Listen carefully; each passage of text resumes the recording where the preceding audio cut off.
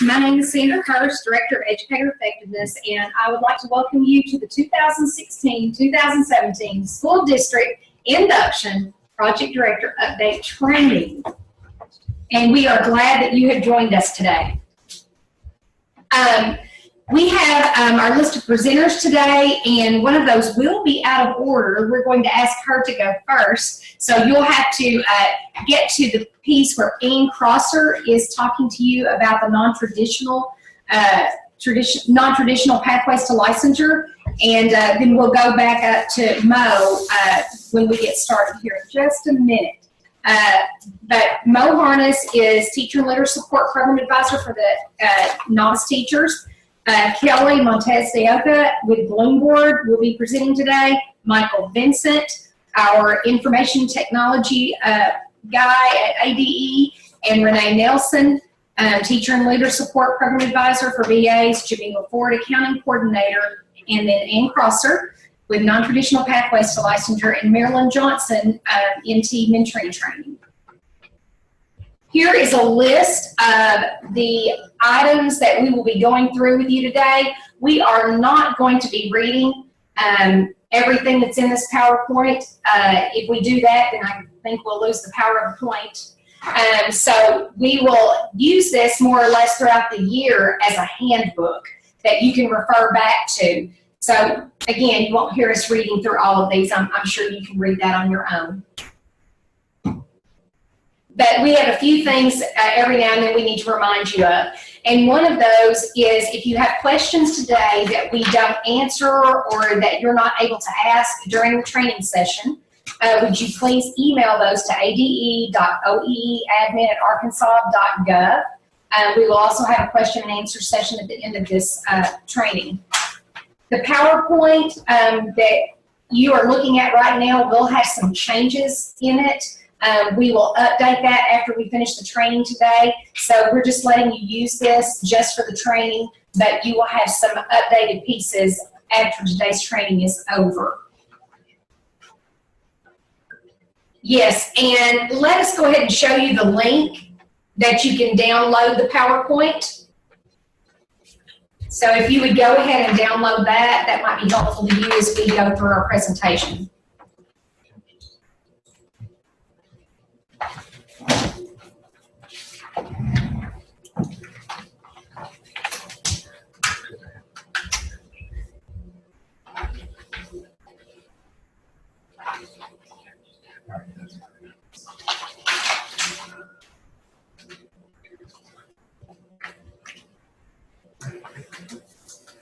All right, one of the things you need to do is make sure that you've signed the attendance record at your co-op. This list will be sent by the co-op to verify to ADE that you have been to the training. Also, please remember that if for any reason you resign from your position or role and it needs to be handed over to someone else, please make sure that you go in and make those changes so that we can keep up with what's going on in your district. All right, sometime back in the spring, superintendents and directors did receive a letter through an email from Ivy Pfeffer asking them to designate you as the project director. And in that, there was also a statement of assurances. And once they signed off on that through an email and sent it back, that gave us verification that those statement of assurances would be taken care of. And then also, we are creating a database of school project directors at the ADE. This is what the letter actually looked like. Thank goodness I'm not reading that all to you. And this is the list of assurances. Now you will note in blue that there have been some changes, and we put those in there for you so that you could just see where some dates may have changed, and also a couple of procedures. So anything marked in blue is where there has been a change, so you may want to refer back to that. The qualifications of the project director. We had some questions about why they had to have a minimum of 1 year, why did it have to be a district level administrator or a building level administrator, And why could it not be an administrator who was currently being mentored? And we tried to clear some of that up. And so for a better understanding for you, we have those clarifications at the bottom of this page. But we do feel like a project director needs to at least be in the district for 1 year so that they can know the teachers better and the culture of the school, and people would know who you are so they could ask questions. And then also, if you have been a project director in the past but do not hold that role of a building or district level administrator, you're grandfathered in, so you're good. But in the future, we will ask that it will be a building or district level administrator. And the reason we cannot do administrators or have administrators who are currently being mentored, that has to do with some, well, actually the finance part of that. It's kind of hard to verify some finance things when you're the one who's doing it and you're also being mentored. All right, if you'll notice where that hyperlink is there, that is a form that we have to have back showing who the mentors are and what year they were trained. That has to do with us giving you an invitation to Bloomboard so that you can go in on the mentor side. So we will need for each project director to make sure that that's done.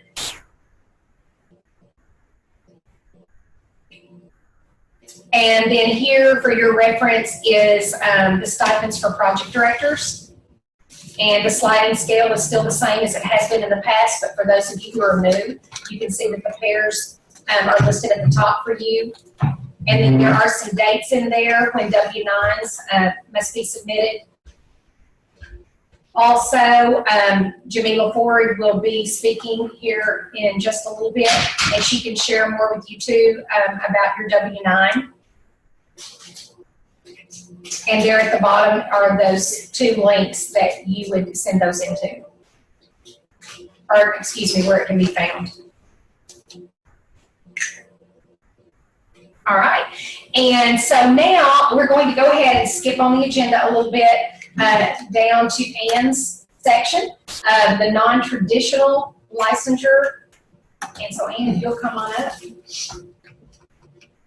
So forgive us for the flipping of slides here. All right, I'm going to zoom on through these till we get to my part.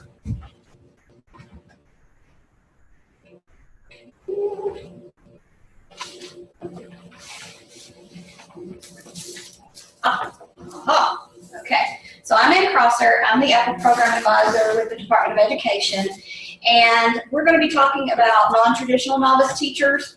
Our points of discussion will be who is a non-traditional novice, what teaching credential can they hold, for how long are they mentored, how are they mentored, what's the Apple option for mentoring, and what's the difference in private schools versus public school settings. Okay, so these folks are considered non-traditional novice. They have less than 1 year of classroom teaching experience. And they might be in the Arkansas Teacher Corps program, which is housed at the University of Arkansas at Fayetteville. They might be in a Master of Arts in Teaching program at one of the college's universities. Those are also called MED programs or MTLL programs, called something different at any one of the given universities, but those are all master's degree programs, non-traditional route, where someone can be in the program and teach at the same time on a provisional teaching license.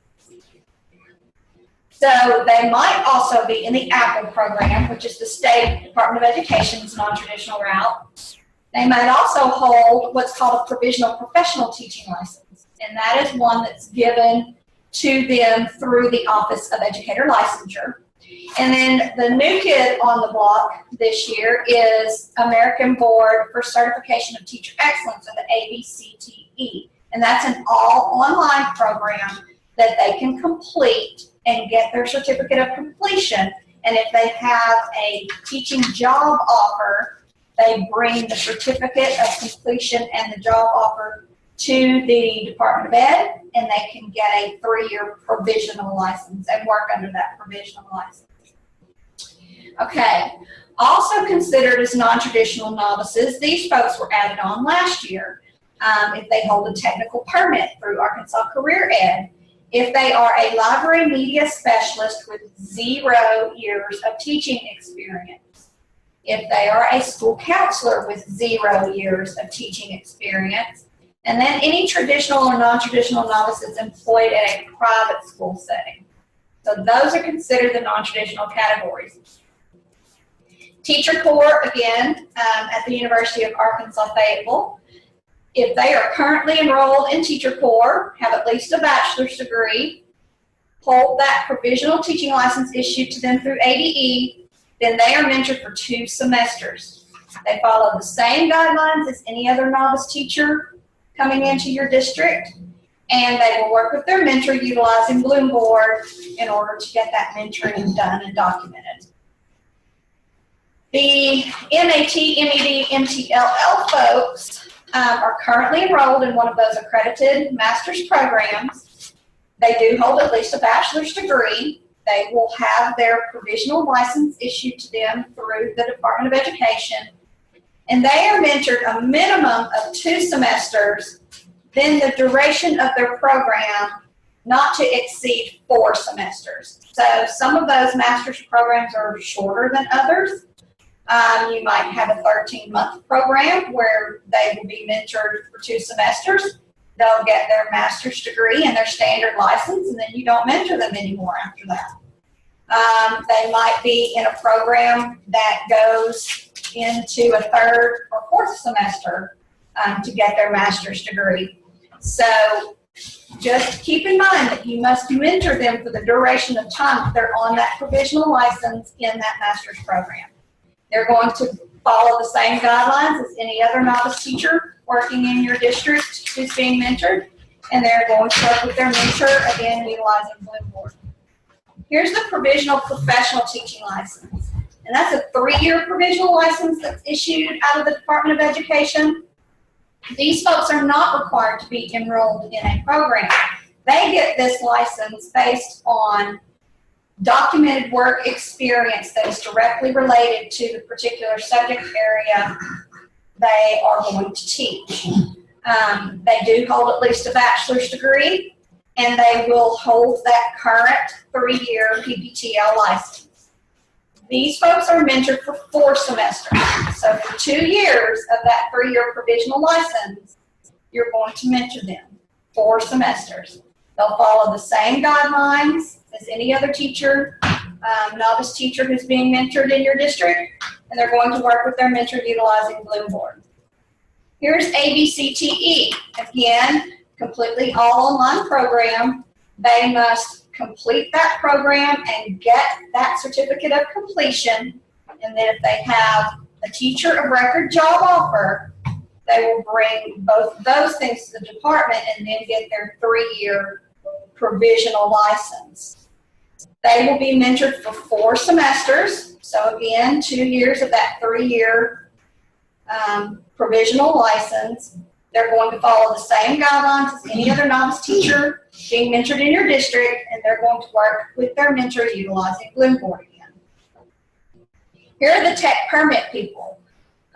They are either completing or have completed the requirements through Arkansas Career Ed, and they hold a credential for their permit area. That's either going to be a provisional if they're still completing some things, or a standard technical permit if they've completed and they're done with the Career Ed requirements. They're going to be mentored for 2 semesters, and they are going to be mentored just like any other novice teacher who's being mentored in your district, and they're going to work with their mentor, again, utilizing Bloomboard. Here are library media specialists. Again, they have 0 years of teaching experience in the classroom. They do hold a master's degree. They'll also have a standard license. Here we are again, no years of classroom teaching experience. That's the key for them. They're mentored for 2 semesters. They follow the same guidelines as all the other novice teachers being mentored in your district. They do have specialized resources inside of Bloomboard. they do have their own collection, and so they will work with their mentor utilizing those resources specifically for library media specialists inside of Bloomsburg. School counselors, again, they hold a master's degree. They do hold their standard license, but they have no years of classroom teaching experience. That's the key again with counselors. They're going to be mentored for 2 semesters, following the same guidelines as any other novice teacher being mentored in your district. They do have their own specialized collection of resources inside of Bloomboard, and they will work with their mentor utilizing those Bloomboard resources. Here's the APPLE pathway, and that is the State Department of Ed's non-traditional route. These folks currently are enrolled in the APPLE program. They hold at least a bachelor's degree. They do have a provisional teaching license. They're required to be mentored for 4 semesters. For APPLE teachers, it is a requirement of completion of the program that they prove 4 semesters of mentoring to exit the program and get their standard license. So year 1, this is a 2-year program. Year 1 folks will mainly follow the current 2016-17 guidelines of the non-traditional mentoring program. And then year 2 folks will have the option of substituting APPLE modules. Both of these, year 1 and year 2 APPLE, will work with their mentor utilizing Bloomboard. So the purpose of the APPLE teacher mentoring guidelines, and why we kind of separate them from the others, is to help prevent the APPLE novice from duplicating work for the novice teacher mentoring program that has already been done or will be done in the APPLE program. So we follow that same framework for teaching. Everything we do in APPLE ties back to that framework. We found over the years that there was a lot of duplication with APPLE and with mentoring. And so to cut down on that and not overwhelm our poor 1st and 2nd year teachers with so much, we looked at it and decided how we could come up with a way so that there wouldn't be any duplication. So APPLE year 1 novices, here's your guideline, will in the fall of 2016 work with their mentor in their Survive and Thrive module in Bloomboard, just like the regular novices being mentored. And they're going to share their APPLE classroom with their mentor. That means they're going to sit down together. The NT is going to log into their APPLE classroom to show the mentor what they've been doing inside of APPLE. And then they'll determine with their mentor which Survive and Thrive resources have already been covered or will be covered in APPLE. And that way, they can cover only the Survive and Thrive resources needed and eliminate any duplication. They are going to complete an in-class coaching session with the mentor observing the novice teacher, and the mentor will assist the novice teacher then to develop their PGP. Of course, anytime a PGP is developed, the evaluator will have the final approval of that PGP, but the mentor does help the novice teacher in that development. And then they will complete the Survive and Thrive resource survey, which will then yield them a certificate of completion for their 1st semester of mentoring. That is their proof that they have completed their 1st semester of mentoring. And then all of that I just listed above must be complete by December 1. That's their deadline. And then APPLE year 1 novices will, in the spring of 2017, work with their mentor, continue with Survive and Thrive as needed, complete an in-class coaching session now with the novice going to observe the mentor, and on the mentor's recommendation will then earn a micro-credential. This is the same process that any other novice teacher in the district would go through, earning that micro-credential. And then they will complete the education preparation / mentoring survey, which yields a certificate that they have now completed their 2nd semester of mentoring. And all of that must be done by April 1st. So pay close attention to these deadlines. All right. In the fall of 2016 and spring of 2017, APPLE year 2. So you've got APPLE year 2 folks. now their second year in Apple. They're going to complete a submission for EdTPA assessment. EdTPA is a performance-based subject-specific assessment and support system that's used by our program. It is a rigorous process that requires teacher candidates to demonstrate that they have the classroom skills necessary to ensure students are learning. So it's been described to me as like a mini national board for beginning teachers. It has a lot of the same processes that national board teachers go through, just so we know that those finishing the Apple program know and are able to do the things that beginning teachers should know and be able to do. So Apple Year 2 novices may substitute these Apple modules in place of Survive and Thrive. This means they can work with their mentor who may assist them in preparing for the EdTPA assessment. So this is optional, okay? The mentor or the project director may decide that a Survive and Thrive resource is more or most appropriate to cover the PGP goals. The project director, mentor, and novice must be in agreement to utilize this option. So if you have an Apple Year 2 person, here are some guidelines. They're going to work with their mentor in their updated Survive and Thrive resources, or, if approved by the project director, work with their mentor on Apple modules that are directly related to that EdTPA assessment. Again, they're going to share their Apple classroom with their mentor so the mentor can see what's going on in there. They're going to determine with their mentor which Survive and Thrive to cover, or they're going to work with their mentor on EdTPA.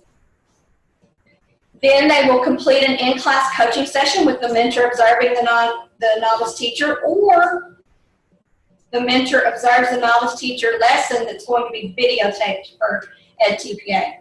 And then they'll give them feedback and assist them with the, everything that goes along with that video. The mentor will assist the novice teacher to develop the PGP. Again, final approval is given by the evaluator. They'll complete the Survive and Thrive resource survey, regardless of whether they've been working on Survive and Thrive or they've been given the option to do the EdTPA modules. They will complete the survey, because then that then yields a certificate that says, I've completed my 3rd semester of mentoring. All of that must be done by December 1st. Then in the spring of 2017, your Year 2 Apple novice will continue to work with the mentor on Survive and Thrive or the EdTPA modules. And then at the end of that semester, they're going to complete the education preparation survey, and that will yield a certificate. I've now completed my 4th semester. All of that must be completed by April 1st. So here's the project director's role in this particular option. If the project director says, okay, it's okay for Apple participants to use this option, what you're agreeing to is that Apple novices may utilize their Apple modules as demonstration of their mentoring process, that the items must align with the Apple novices PGP, that the mentor assists to determine the alignment, and that Apple novice teachers will submit the same mentoring documentation required by the project director. So whatever the project director requires to see as completion of mentoring for anyone else being mentored in the district, that's the same thing that the Apple participant will be required to show you. Okay, so here we go for private schools.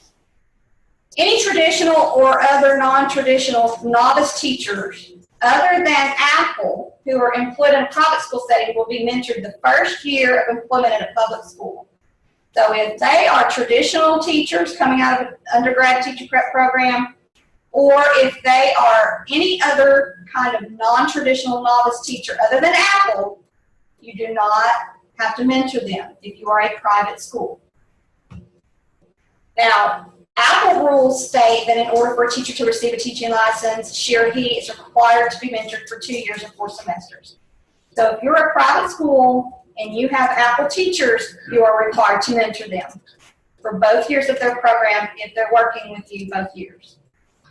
So private schools are responsible for providing the Apple novice with a mentor who has been trained in the state-adopted mentoring model. Mentoring in private schools are not funded. Therefore, the private school must contact co-op regarding the cost of the training and the transaction of those funds. So then now here you can see some rules related to this particular mentoring in private schools. But private schools will be able to use the Bloom Board mentoring system, and ADE will provide a training for that. So if you need further assistance with private school project director questions, you can contact Teresa Hall or Beverly Gray with one of these organizations, the Catholic Diocese or ANSA, and they will be able to assist you and help you with your questions. All right, that is it for me. This is your handy dandy quick look guide that covers each one of those particular novice teacher routes, and you can refer to this then if you need to just a quick look at what you need to do for novice teachers in mentoring. Okay, so I'm going to turn it over to Mo Harness. That is my email address and information. Again, if you ever need anything, just let me know. Thank you, Ann. I'm Maureen Harness. Most people call me Mo. I'm teacher and leader support with an emphasis on novice teachers. I'm going to take a moment to get to the slides that I need. So just a moment, please.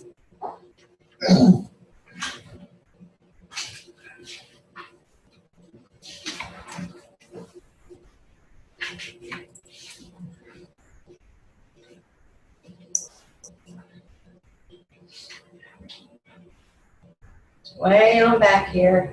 There we go. A few more.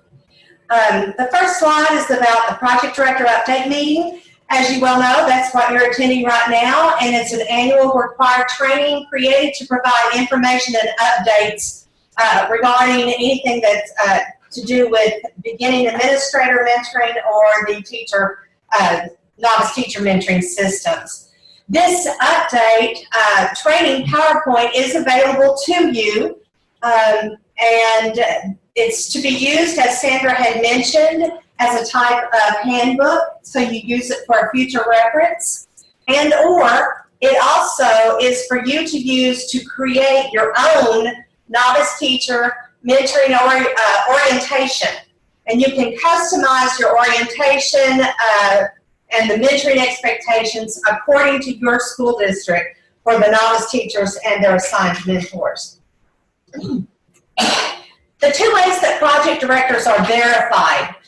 The first thing is that ADE receives the project director designation form from that superintendent or director at your facility, and ADE must have this form in order to verify a project director.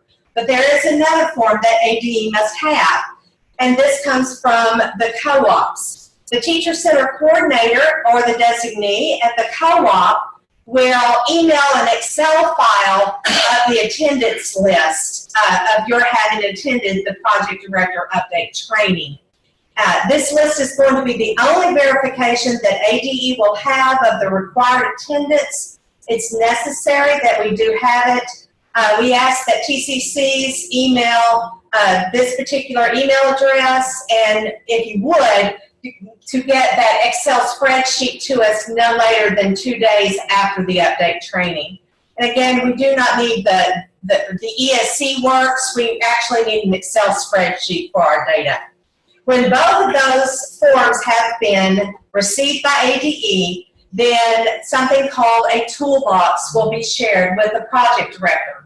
A little bit later, you'll hear more about the toolbox. It's dependent upon receiving both of those documents when this toolbox will be shared, and that it looks like it's going to be shared the first part of August. How will you know if the toolbox has been shared with you? An email will come from Michael Vincent of ADE notifying the project director. And again, that email you can expect it sometime towards the 1st of August. If you've attended the update training but you don't have access to the folders the toolbox by August the 10th, then here are two things that you do. You first check with your co-op to make sure that the attendance sheet has been sent in, that Excel spreadsheet, and then the answer to that is yes, it has been sent in. Then check with your superintendent or director to make sure that that project director designation form has been completed and submitted to ADE. ADE must have absolutely both forms in order to share the toolbox with you. Expectations for mentoring. The project director, one of your roles, one of your key roles actually, is to ensure that beginning administrators, novice teachers, and their respective mentors know what are the expectations and procedures to follow for their particular mentoring program.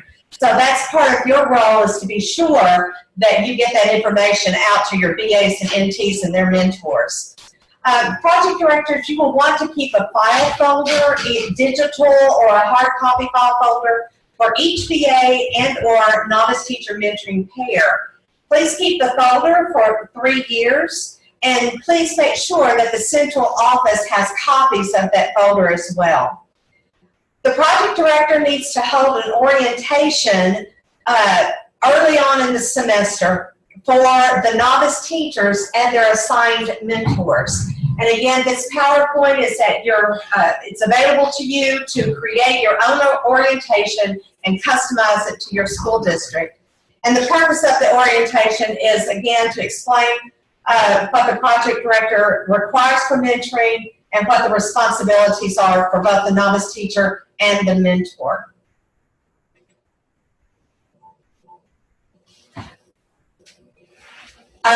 Sandra Hurst is going to now come up and talk about both beginning administrators and novice teacher mentoring systems. This is wonderful news that she has to share.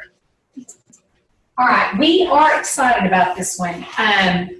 We are calling this in Bloomboard our one-stop shop. You won't have to be going into Atlas. You don't have to go into Moodle or any other electronic platform to do mentoring. What's natural for teachers and principals to already go into is Bloomboard. So now the beginning administrator and the novice teacher portions are held in Bloomboard. And we are Zooming today with Kelly from Bloomboard. She is going to share with you what you as the project director can see as being the director role in Bloomboard. And then she will also share a couple of other features with you that I think you're going to find really fun and interesting. So Kelly, we're going to have you zoom in now. Wonderful. Good. I guess it's good afternoon, everyone. I'm in California, so it's still morning for me. Sandra, can you guys see my screen now? Mike, we may need some assistance here. Yes, we're good. Okay. Good? Okay, look at that. See, I guess it's just things are smooth when it's not 6:30 my time, right? So as Sandra said, what we're hoping is that everything is housed in Bloomboard. We've come a long way. We want Bloomboard to be a place where there's coaching and mentoring happening. It's not just evaluation. So as Sandra said, everything will be in Bloomboard. There will be coaching templates found in Bloomboard. The resources that were always housed in Bloomboard for the novice teacher mentoring, such as Survive and Thrive, will also be housed in Bloomboard.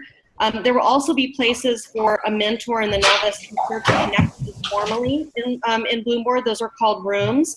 And so there are two things that I want to share with you today. I want to give you the high-level view of what your novice teachers and your mentors will see in Bloomboard first, and give you the overall timeline of what the year will look like for your novice teachers and your mentors in Bloomboard. And then I want to forecast what reporting will look like for you as project directors. The reports aren't complete yet. We'll be sending out videos of what that will look like when they are. They should be finished in August, September. But I want to be able to share with you how you will be able to use some of the insights reports, which are complete, and you will be able to have access if you take advantage of the grants that the AD are offering to you now. And then the other kinds of reports that will be complete in August and September as part of the Bloomboard suite for you to look at. So let's take a look at the timeline. I know you saw the timeline for special services, but let's take a look at the just typical arc of the year for novice teachers in Bloomboard and what this looks like. So in the fall, every mentor will start a room in Bloomboard, and I will show you in a second what a room looks like. And they'll invite their mentee, and this is just a place for them to have a private mentoring space, and they can attach resources in there. They can attach micro-credentials, and I'll show you what micro-credentials are in a second. Also in the fall, they'll be able to access the Survive and Thrive modules to guide mentoring inside Bloomboard. Also in the fall, on the observation side of the platform, we've included some coaching templates to guide mentees to self-assess and to help the mentees develop their PGPs and select aligned micro-credentials.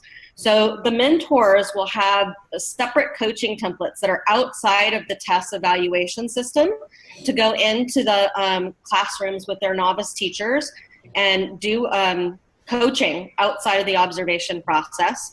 And as they go through the first semester, leading up to the PGP process in December, they will be able to go in and do video observations. They'll be able to do more traditional coaching processes, and I'll show those to you in a second.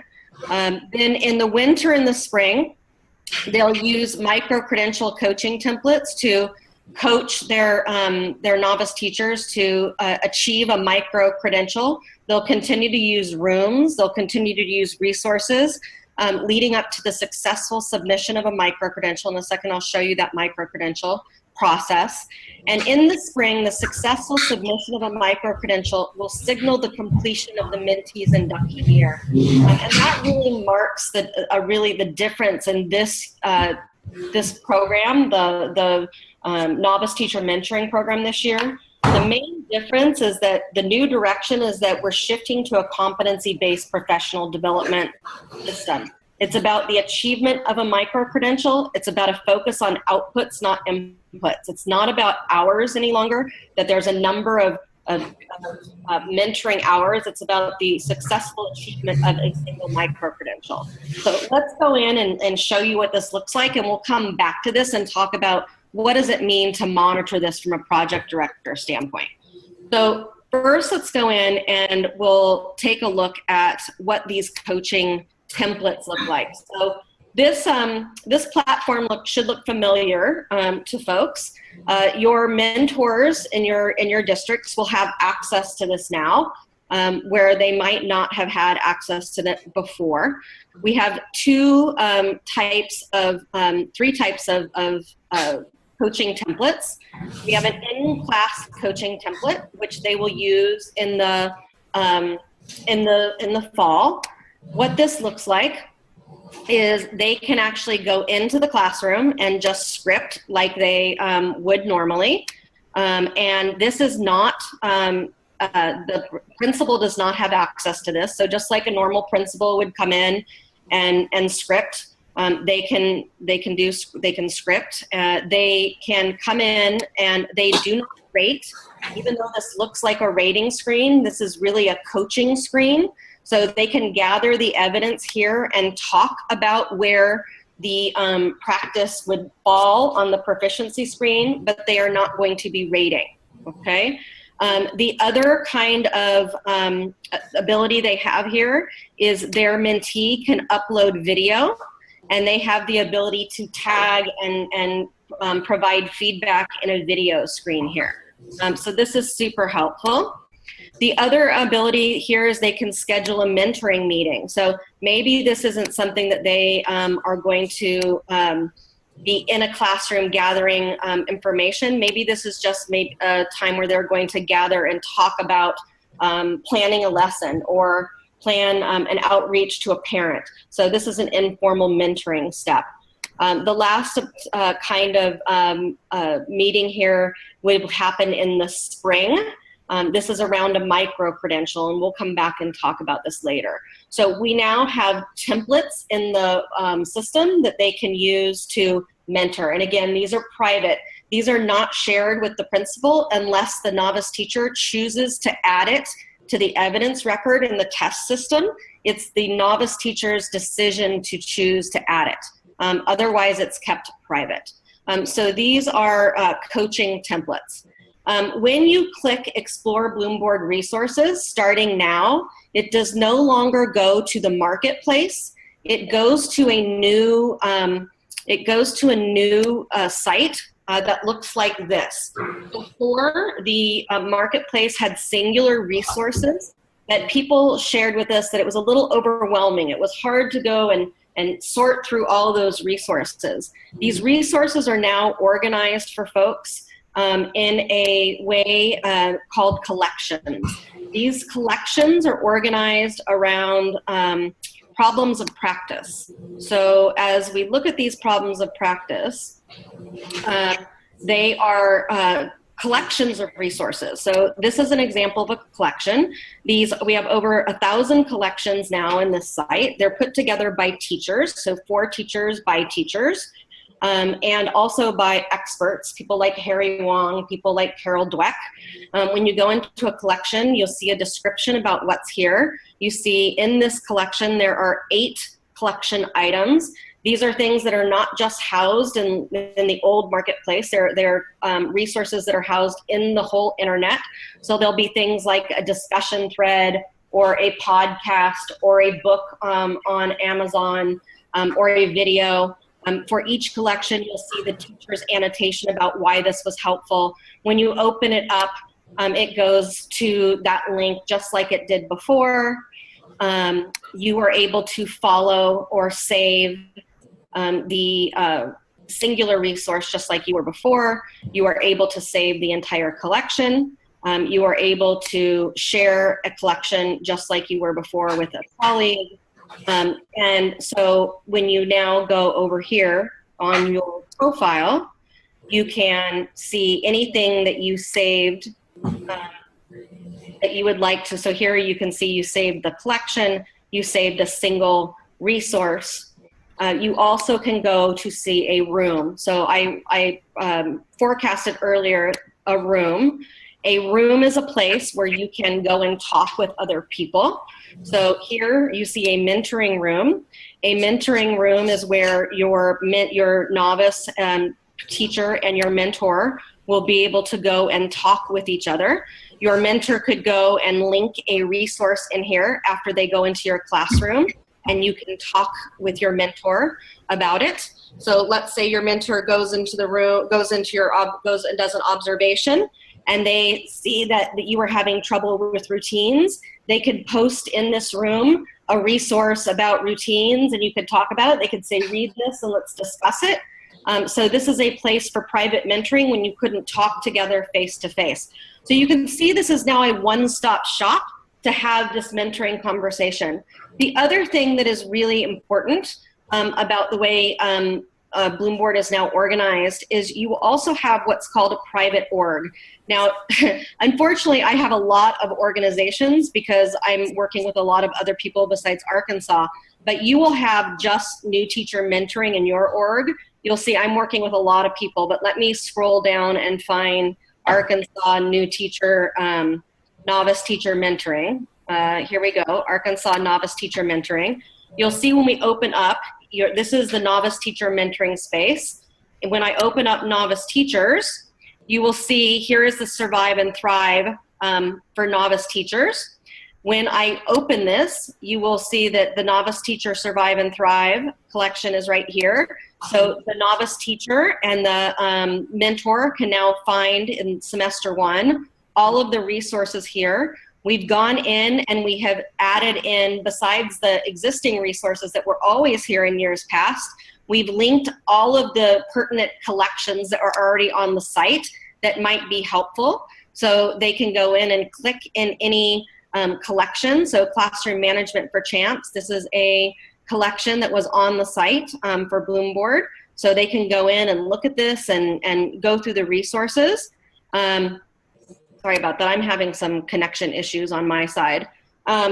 So they can go through and link those and talk about these resources. And so the whole purpose of mentoring in first semester is to go through and do an assessment of the the novice teacher's needs, and develop a PGP goal for that novice teacher. And then by December, determine what that goal is going to be, and then align a micro-credential with that novice teacher's goal. On the Bloom Board site, we're working with the ADE to align a set of micro-credentials. At the bottom of the Bloom Board site, there is a set of micro-credential.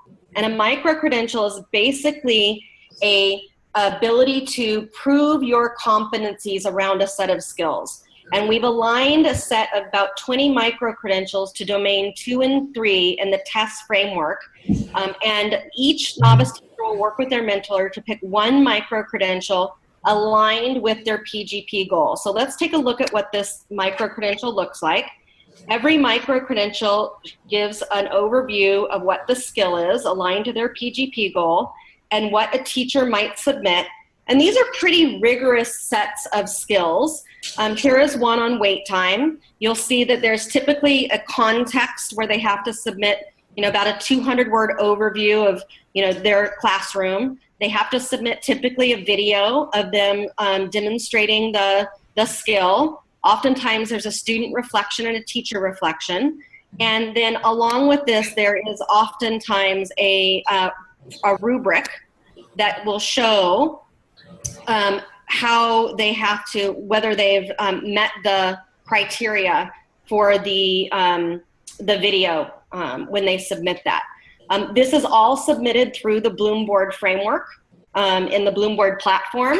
The ADE has a team of reviewers that will be submitting this. And so anytime in the spring when the mentor feels that their novice teacher has met the criteria, all of this evidence will be uploaded through the Bloom Board platform, and their evidence will be submitted. The ADE team will review it, and in the novice teachers platform, they will be able to see in their micro-credential in their platform where it says your micro-credentials, it will show here whether they've earned the micro-credential. So their mentor will be able to see whether they've earned the micro-credential. They'll be able to get feedback on whether they've earned the micro-credential. It will say whether their micro-credential was earned or whether it was denied. So all of this is shown automatically in the platform. So you as the project director will also get feedback. So how do you know as the project director, what does success look like for all your novice teachers? We want to make sure that your mentors are mentoring often. So you don't want to wait to the end of the year to see whether your, we know mentoring often is going to result in your novice teachers having successfully earned micro-credentials. And we want to make sure that all of your novice teachers are demonstrating competence in their micro-credentials, since that will signal successful completion of their program. So how do you measure this as project directors? There's a couple ways. One, you want to make sure that your mentors are using those coaching templates.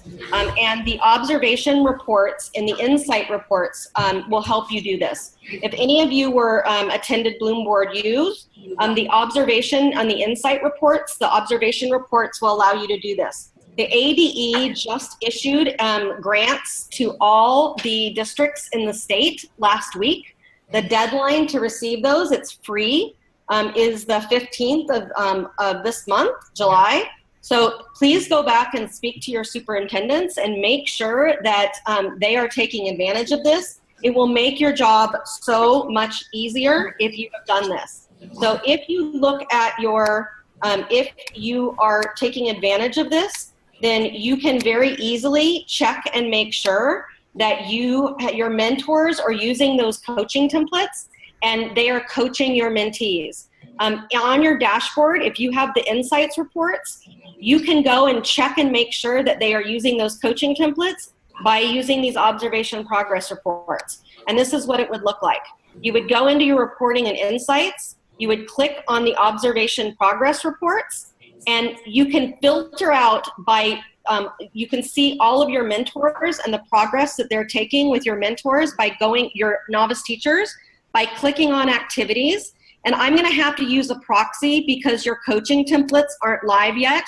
But the way you would do it is you would uncheck everything, and we'll just use informal observations for now. But when your coaching templates are live, you would see that the coaching template in here, and you would just click on coaching template. You would click outside, and now you would only see all of the progress with your novice teachers and your mentor teachers. You can see every, by each school, you'd be able to click in here and see what's been done. Down here, you'd see in School D, there were 13, for example, 13 novice teachers that had no activity done. You could open up and see which teachers didn't have any coaching being done with them. For example, Austin has a novice teacher that didn't have any coaching done yet. And you could do this at any time of the year and reach out to those mentor teachers and say, hey, it looks like you haven't started doing any coaching with these folks. So this is an amazing way to make sure that mentoring is happening often. So please reach out to your superintendents and make sure you're taking advantage of this free opportunity to get these insights reports. It's a really wonderful way to ensure not only that you're getting, you know, these insights reports, but it's that you can use it for this, but other things. If you don't have this, the other way that you would monitor is you would have to use your dashboard, and you would have to search for your novice teachers. So you would have to go in and say, here, let's say your novice teacher was this teacher, and you'd have to look and see if the coaching template had been used. And you'd have to go in and look one by one, which is obviously not as efficient. The other things that you will be getting in the new Bloom Board system to measure the coaching through the mentoring program is you'll be getting a collaboration report. So you will get a report to see how many of your mentors have been in rooms. So you can't see what activity is in the rooms because it's private, but you will be able to see how many of your mentors and novice teachers have actually started rooms and how often they are in the rooms. You will also get an engagement report, which will be able to tell you how often and what collections your novice teachers are engaged with. Lastly, and most importantly, you will be able to demonstrate, you'll get a report on demonstrating competence. So in the spring, you will get a report on how many of your novice teachers have achieved a micro-credential. So because this is a state level program, the report will be statewide. So it will be like an Excel file on all of the novice teachers in the state. So you will have to sort for your novice teachers, but you will be able to sort for the novice teachers in your district, and it will be able to say which micro-credential your novice teacher achieved or whether it was approved or denied. And so at that point, you will be able to say they successfully completed the program or they did not complete the program because they did not earn a micro-credential that was aligned to their PGP. So again, please take advantage of that state deadline to receive those funds for insights reports. It'll be really helpful in making sure you monitor those programs. We'll be sending out videos, instruction videos on not only reporting, but on all of the instructions for your mentors on how to run all the parts of the program, how to use the templates, the coaching templates, on how to use rooms to mentor. We'll be creating a collection actually for mentors and for your novice teachers on how to operate within this program.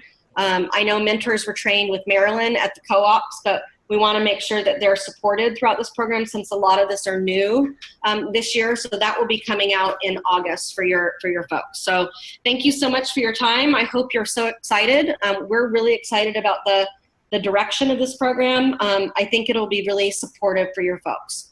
Thanks for your time.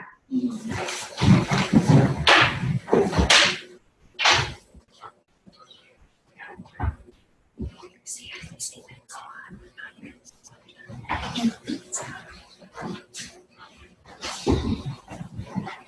Sandra, are there questions there? Right. All right, guys. From our end, here at Dawson, I think we're good. Okay. I'm not sure out there in Zoom land, does anyone else have questions? We were wondering if we could get a copy of the PowerPoint that Kelly used. Yeah, I'll send it along to Sandra, and she can put it in the toolkit or the Dropbox or wherever she's. She could even just insert it into her larger PowerPoint.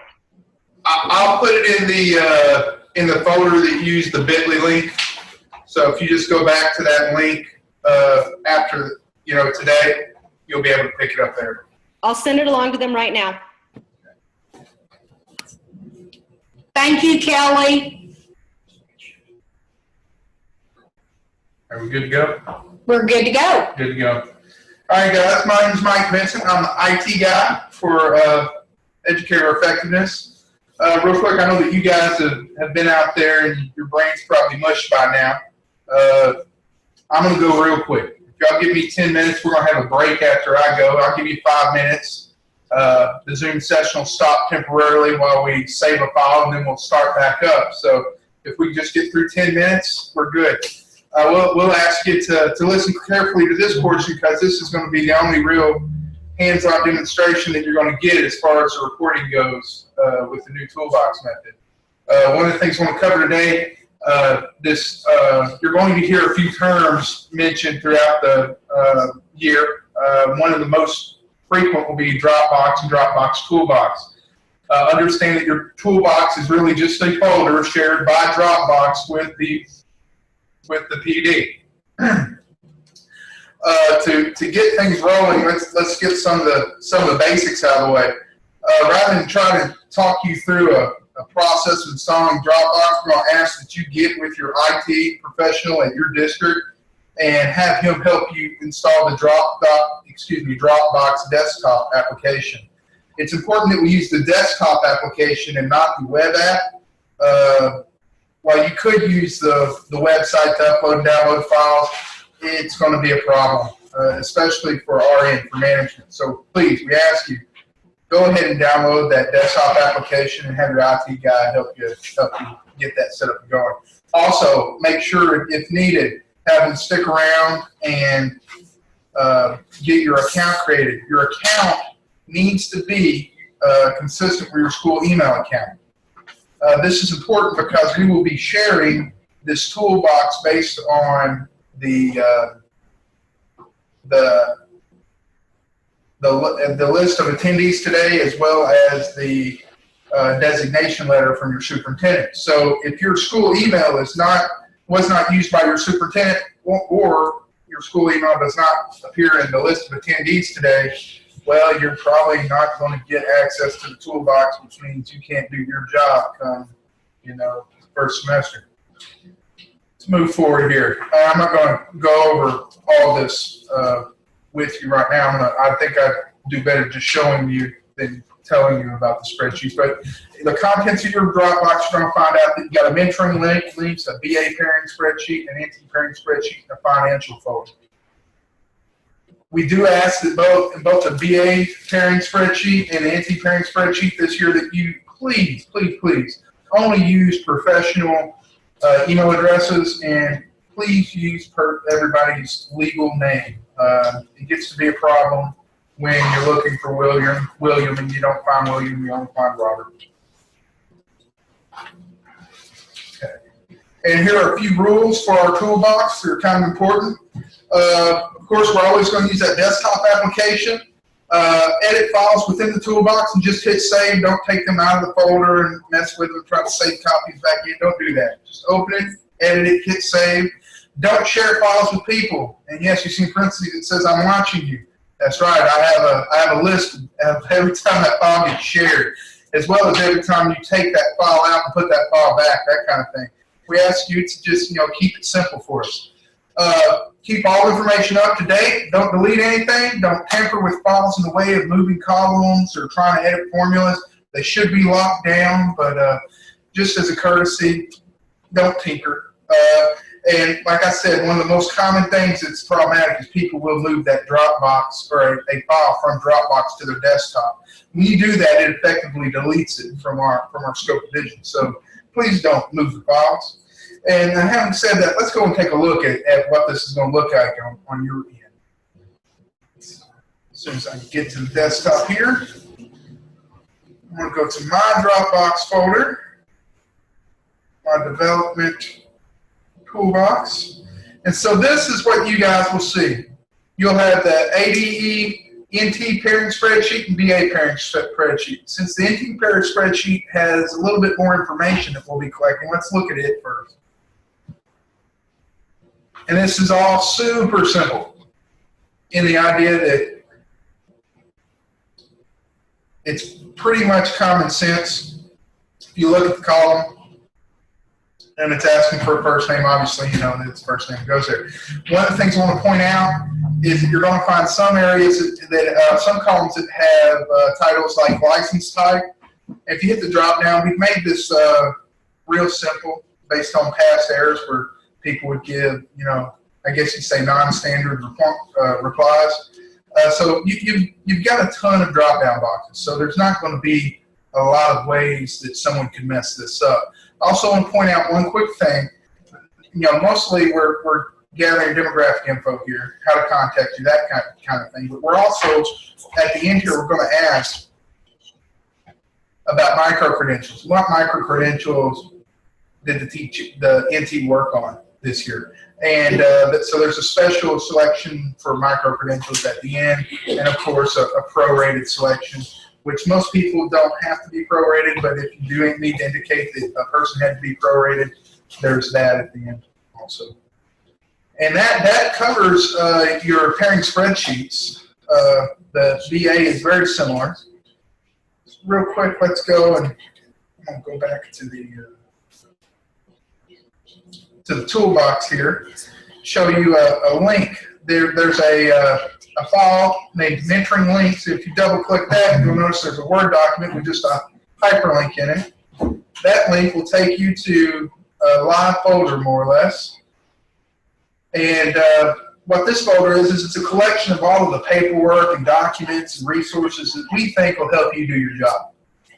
And as the year goes on, if we need to put things out there for you guys in the way of resources, if we need to keep people updated in the way of newsletters or post some surveys, we'll be putting them here. So it's important to check your mentoring link site. I would recommend just go ahead and bookmark this, you know, hit the star and keep it handy on your browser because you will be using it quite a bit. Lastly, if you would, notice that as far as contents, we do have a finance folder this year. This is a really cool thing. Your NT and BA spreadsheet, pairing spreadsheet, those are areas where you're going to document things that happened this year. As far as, you know, you got a new hire, you need to add a new teacher, somebody didn't make it throughout the year, so you had to drop them. You know, you'll take all that and you'll document your day-to-day movement tracking people there. However, we thought it'd be much easier this year to let you guys self-report. So what the finance spreadsheet is more of a place for you guys to summarize the data from your pairing sheets. So really cool, really simple, and Jamila Ford will be walking you through that. But just understand that come semester, when you guys are wondering or you're considering paying people, a common question has been, can we pay at semester? If you're going to choose to do that, it's going to be absolutely crucial that you keep all of these documents up to date because we will be pulling these documents mid-year, and you just don't want to get in a situation where it looks like financially somebody didn't exist, and then the week before the finances go out, boom, you know, all this data appears magically for somebody who was never previously. But that is the Dropbox toolbox. Again, this will only be shared with you once we have your sign-in sheet information And we're shooting for August, but to be honest, it really just depends on how quick we get the information from the school districts. I will start sharing them as soon as possible. If you don't have it mid-August, get with us. And now you guys can take a break. So let's take 5 minutes and then we'll come back. Good afternoon, welcome back. I'm Renee Nelson. I'm a Teacher Leader Support Program Advisor, and my main focus is beginning administrators in the mentoring program.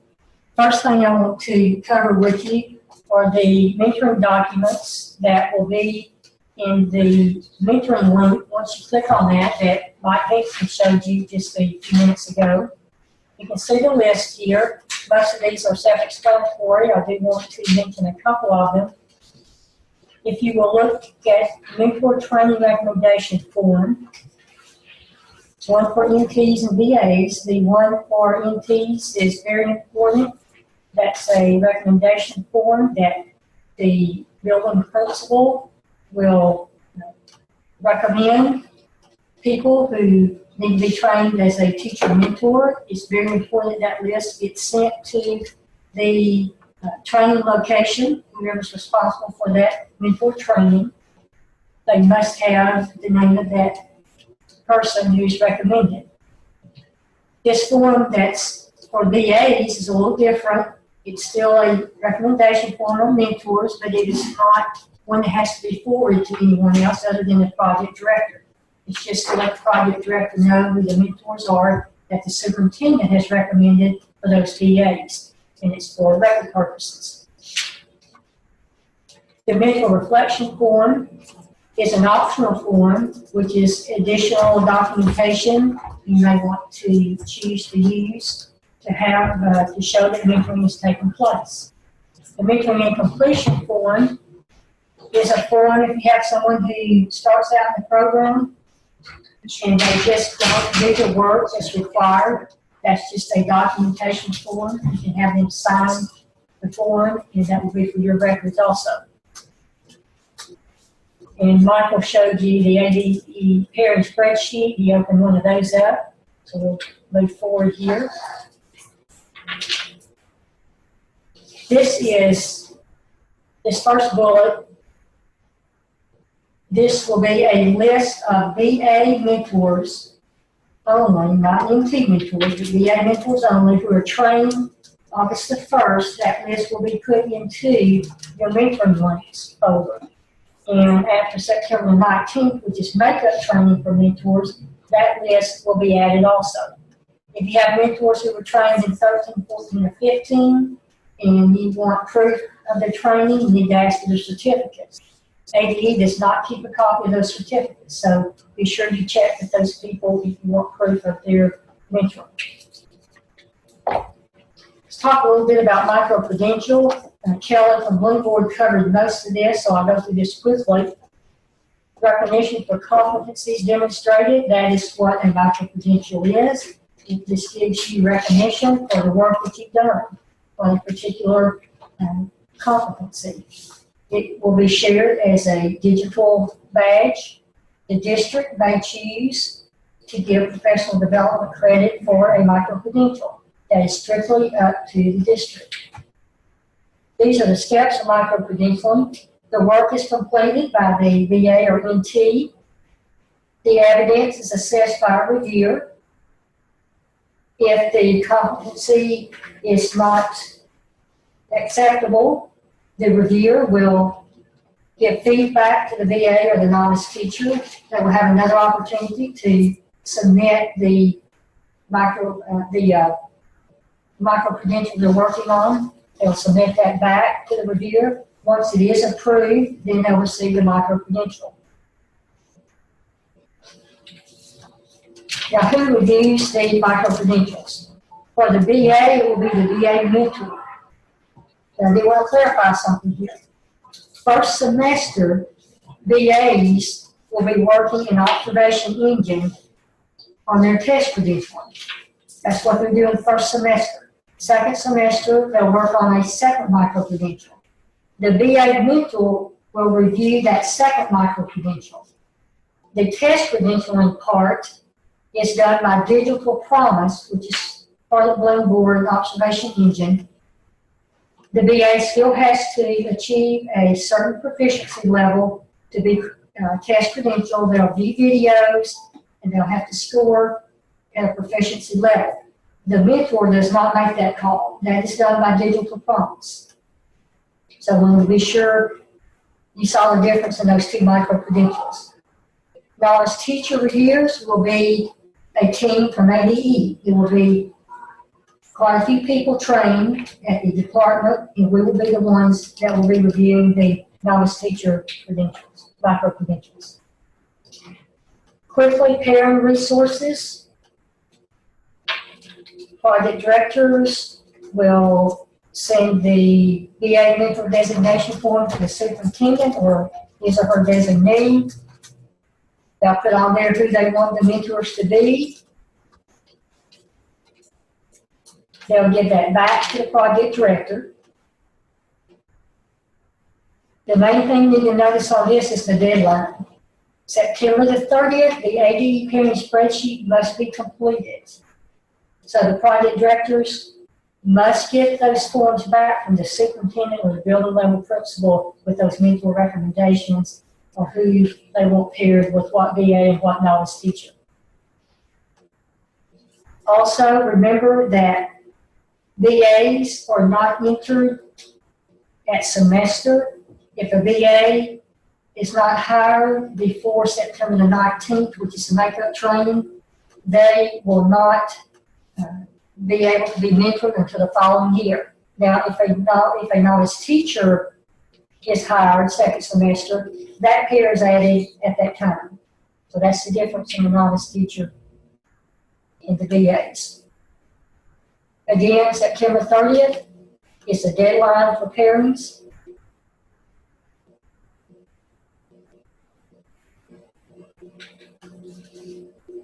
Last slide here, notice this date of January the 15th. That's the final deadline for entering your NT pairs. If they're not entered by the 15th, then they have to be mentored the following year. One other thing on this, if you look at bullet number 1, there will be a drop-down menu on the pairing spreadsheet. It will ask you if the pairs remain the same for the second semester. You'll just select yes or no from the drop-down menu. Very self-explanatory. So again, main thing you need to remember, no new VA pairs after September the 19th. They have to be mentored the following year. NT pairs can be added at semester. All right, I'm going to turn it back over to Sandra. All right, thank you, Renee. All right, something that might help clarify a little bit about who has what role in districts as far as Bloom Board is concerned. This might help. The project director will have to send a list to the organizational administrator who works with Bloom Board, their list of people that are the mentors and who their novices are. The same thing with beginning administrators and who their mentors are, because they'll have to get them into Bloom Board so that the roles can be matched for them to be able to mentor through Bloom Board. So where people have had maybe some confusion in the past, they think they have a lead contact, and then they also think that they have an organizational administrator. That's the same person. So now Becky Gibson has cleared that up with districts to make sure that they have one person that is considered the organizational administrator, maybe known as the org admin. That's the person that used to be called just the lead contact. That person is able to go in and put everybody in Bloom Board. So make sure that you've given that to that person that handles those roles and pairing them into Bloom Board. And if you have any questions on that, we can answer those at the end as well. All right. I just keep wanting to go backwards. Sorry about that. All right. And now we're going to ask Jamila Ford over finance to come and take care of some of those financial pieces for us. Thank you, Ms. Sandra. Hello, I'm Jamila Ford. I'm the accounting coordinator for ADE. The project director, if you, a new project director or your name change or your address change, I would like to receive a W-9. You can email that to me. When submitting the W-9, please do not use nicknames. I would like your full name on the W-9. Also, you will have a ADE reporting finance spreadsheet, and this summarizes the BA and NT pairing spreadsheet for the finance department. There will not be any prorate forms, the paper prorate form. Prorate form is on the ADE reporting finance spreadsheet. The ADE finance spreadsheet it's due May 1st.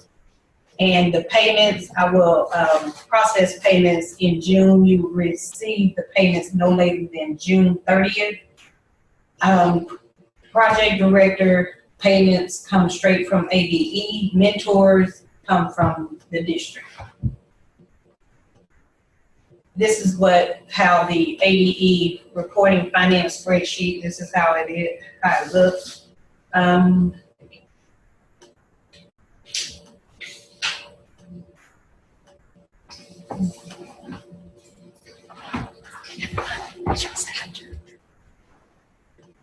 going to pull up the spreadsheet in the Dropbox for you. Mike can assist me on this.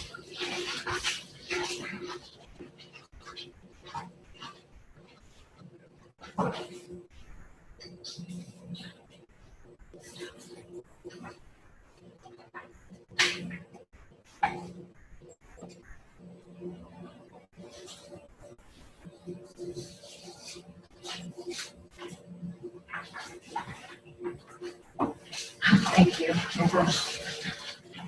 Okay, here is what you will see on the finance reporting, on the ADE finance reporting spreadsheet. You will click here, choose your district, and select that. And you will put in the fall semester, you will put in how many NT teachers for the fall, and you will input how many spring for the spring semester, and the total of BA. And that will automatically calculate, and you will also put in your payment type. Below, underneath here, is the prorate section. You will enter your mentor, your BA mentor name, and how many days that they was contract for at the area. The daily rate will automatically populate. The number of days mentored, we could say 15, this will populate for you, and it will do the same for the NTs at the bottom. You have a grand total. Your grand total will populate here for everything you input up here.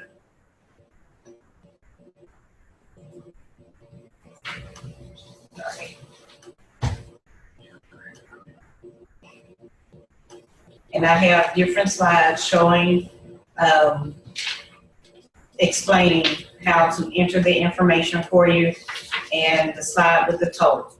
Also, if you have any carryover, if you have AppScan, and if you have carryover, you can email me that carryover. If you do not have access to AppScan, and you can use your district finance report, you can email that to me. Carryover will be, I will subtract the carryover from your balance, and that's your payment you will receive. Mentors, any mentors that have any questions, they should contact the PD and not ADE. Here I explain as far as the BA mentors, they receive $400 a year, and the NT mentors receive $600 a semester. All stipend payments you will receive during the month of June, and the information for the fall is due December 1st, and spring semester is due April 1st. And here's my email information. If you need anything, you can contact me, and I will do my best in returning your call or emailing you as soon as possible. Thank you. That's great.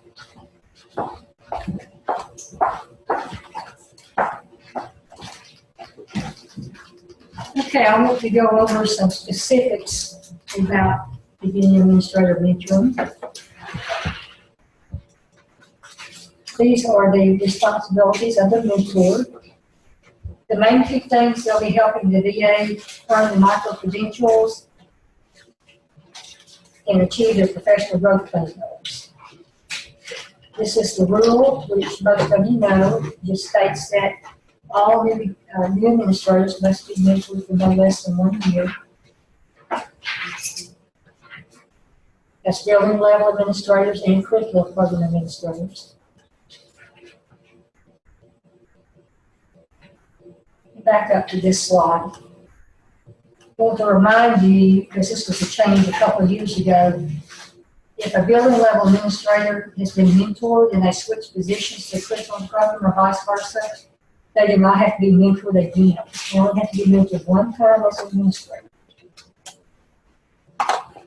Any administrator on the ALCP has to continue mentoring until the ALCP is completed, up to 3 years.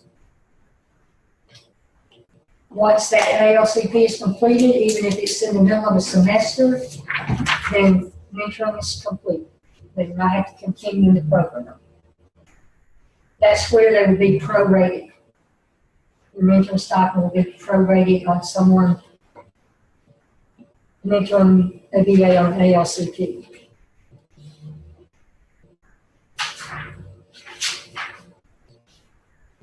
Want to be sure you're clear on these 3 points. Anyone who is on an ALCP year 2 or 3 does not have to attend VA induction again. They will, however, this year have to be sure they pick up the 2-hour training on Bloomboard, micro-credentialing, and observation engine. They will have to have that, otherwise they will not get access to the mentoring in Bloomboard, and they will not understand what the process is for the mentoring. We are going to offer possibly some webinars. We may have some trainings at some co-ops. We don't know yet. We don't have those set up, but the VAs on ALCPs will receive an email from me, and you will also, as project director, receive information when we have those set up. We will have the September 19th Makeup Mentor training and VA training, and there may be a possibility that some of those VAs on ALCPs can come just for those 2 hours that day. And if so, that registration will be made available, and that will be out in the commissioner's memo sometime in August. It's important that the project director be sure your VAs on ALCPs attend that 2-hour training. That's critical, or it will hold up their mentoring. This is just a timeline of induction. I think most everybody knows about this. I still am getting calls about registration, and need to refer to the Commissioner's Memo LIC 16039. That's where you will find the registration links for mentor training, beginning administrative induction training. The district may count the induction training and mentor training as professional development if they choose to do so. That's strictly up to the district. This is the same as last year. VAs must attend sessions at the AAA Summer Conference that are equivalent to 6 hours. The 19th, as I've already mentioned, will be makeup training for VAs and mentors. VAs who are attending makeup training on the 19th and did not attend the summer conference and provide documentation will have to attend one of the fall conferences. That will be either the assistant principal conference or the AA fall conference. So those will be the choices for them to attend. That's only those who go to the makeup training, VAs only. There will be a commissioner's memo out in August with all information. Mentor qualifications have not changed. I'm not going to read those to you. I'll let you read those. I do want to say about the qualifications. Remember, the mentor does not have to be in that position, employed in the position right now of the VA at the mentor. They just have to have had experience in that position. The mentor can be from another district, and if that's the case, the district would pay that VA's mentor as contract labor. The money follows the VA. So the district that the VA is in would receive the funds, and then that district would pay the mentor.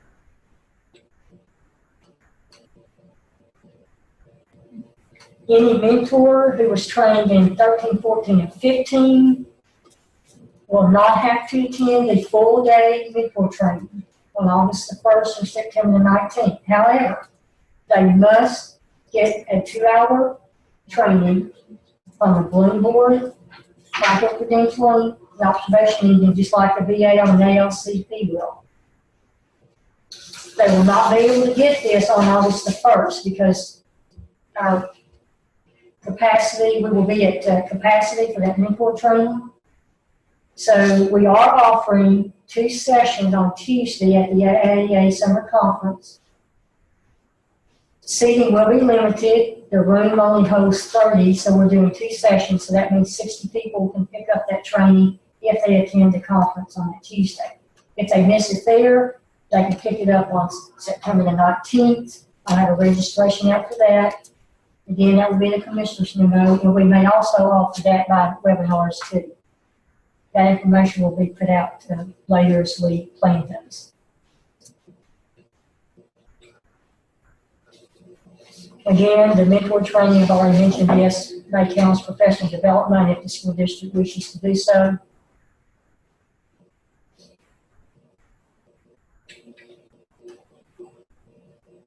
Beginning administrative mentoring system requirements, first semester.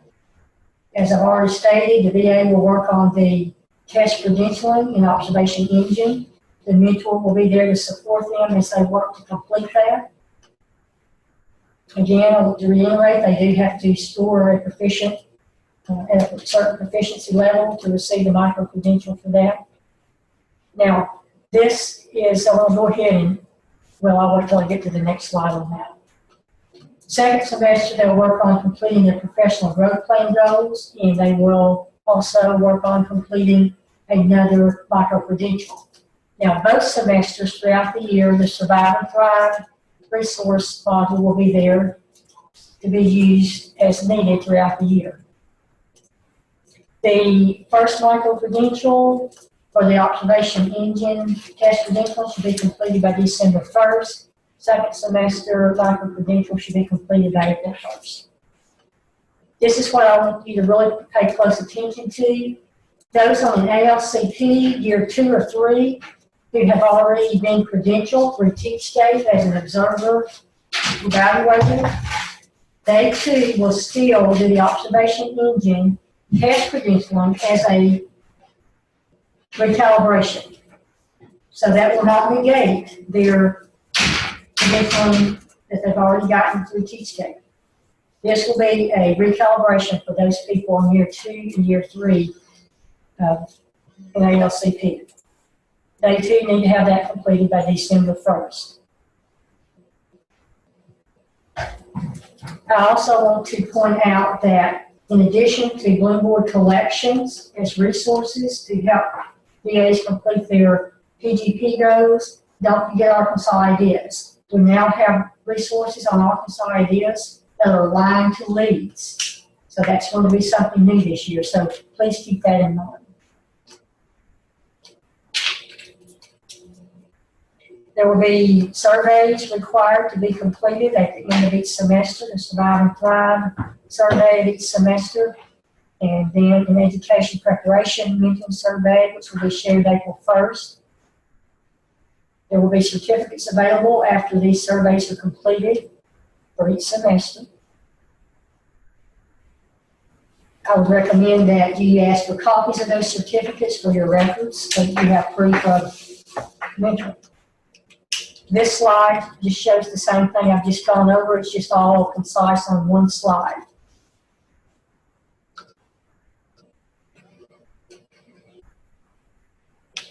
Again, the VA on year 2 or 3 of an ALCP follows the same timeline.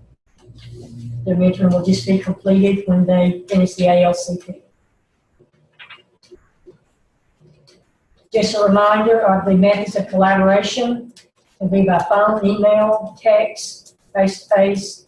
And if you have a mentor outside of the district, obviously you have means of technology that can be used now.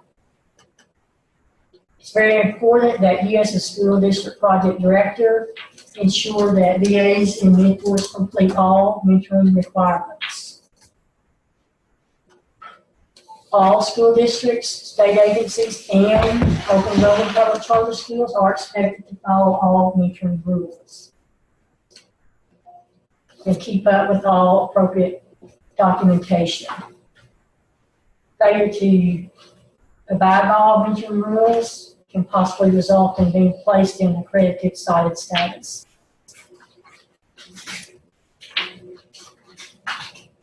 VAs and mentors will receive an invitation email from Bloomboard to get access to mentoring in Bloomboard.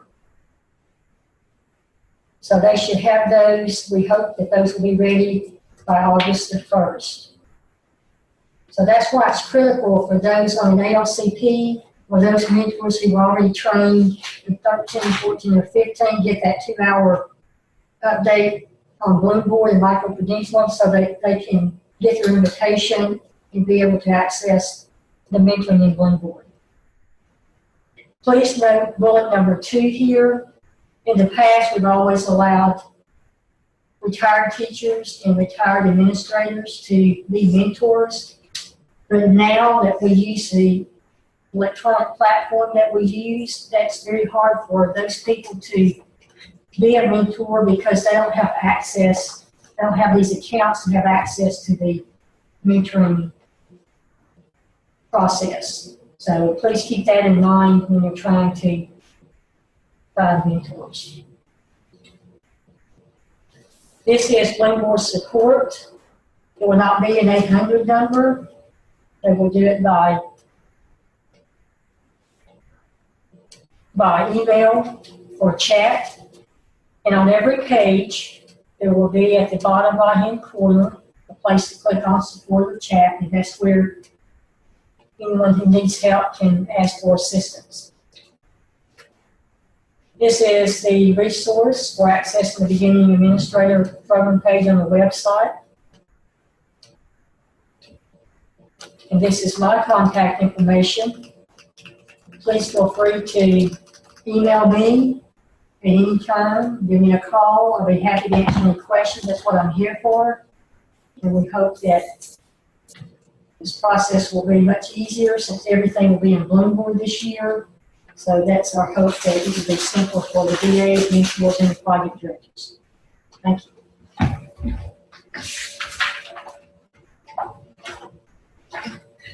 I'm Mo again, or I'm always Mo, but I'm up here again. And we'll be going over the novice teacher mentoring system for this year. Again, these are just the rules about mentoring novice teachers for this coming school year. Though we mentor many novice educators, such as novice school counselors and novice library and media specialists, novice teachers who hold a technical permit, for ease, we call all novices novice teachers. For this coming school year, 16-17, if a teacher comes from a private school, she or he must have documentation from the director of the private school of completion of mentoring. If the novice teacher cannot provide that documentation, then he or she is to be mentored for 1 year, which is 2 semesters. Mentors and mentor training, again, we've talked about that. Principals must recommend a teacher in order to become a mentor and attend the face-to-face mentor training in which those are held at the co-ops. And the qualification for mentors are on the mentor recommendation form, but basically it's 3 years of teaching. Also that they have the recommendation and that they have attended the training to become a mentor. School districts, project directors, school districts want to begin considering recommending to be trained as a mentor those teachers who currently teach or have experience in specialty areas such as library and media or band, special education, theater, art, school counseling, so that those who are novice teachers in those areas have someone in that specialty area to help them with the content as well as the best practices of teaching. So that's something you want to begin looking at and thinking about having those teachers trained as mentors. For mentor training, mentors trained prior to the 14-15 school year will need to attend a face-to-face training to be held at the local co-ops. Mentor training may count as professional development if it's permitted by the school district. That is a school district decision.